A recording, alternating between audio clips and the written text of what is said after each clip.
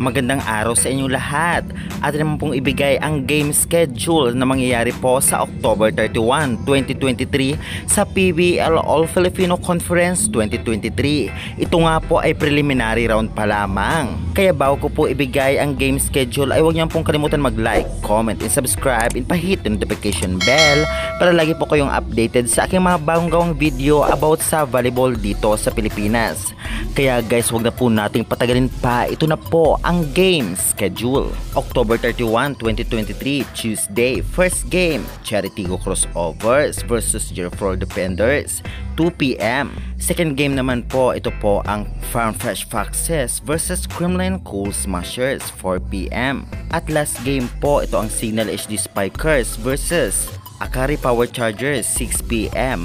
At ang venue po nito ay sa Phil Oil, Eco Oil Arena. Kaya guys, grabe na ang laban na nakikita natin ngayon at kaabang-abang talaga ang lahat.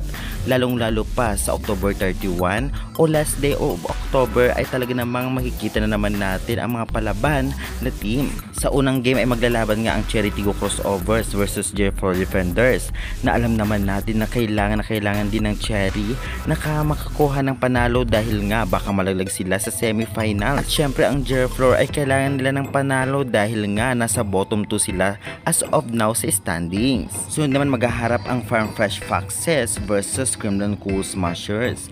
Alam naman natin na sarangkuan ang Kremlin kahit na may nawala sa kanilang team na main setter na si Giamar de Guzman at Seth Domingo na middle blocker. Kaya naman kahit wala nga ang dalawang kasali sa first six ng Kremlin at talagang malakas pa rin ito, kaya dapat pag-igihan ng Jerflor kung gusto nilang makakuha ng panalo kontra sa Kremlin. Pagdating naman sa third game, maghaharap nga ang Signal HD Spikers versus Akari Power Chargers. Alam naman natin na lumakas ngayon ang Akari Chargers at hindi posibleng matalo nila ang Signal as of now. Gayon pa man nawala dito itong si Rachel Andakis. Very effective kasi ngayon ang mga wing spikers ng Akari, especially si Dindin at ni Spero, samahan pa ni Sharma. Kaya guys, excited na ba kayo para sa 31? Kung ganoon pa man, i-comment na yan at huwag kalimutan mag-like, subscribe for more updates.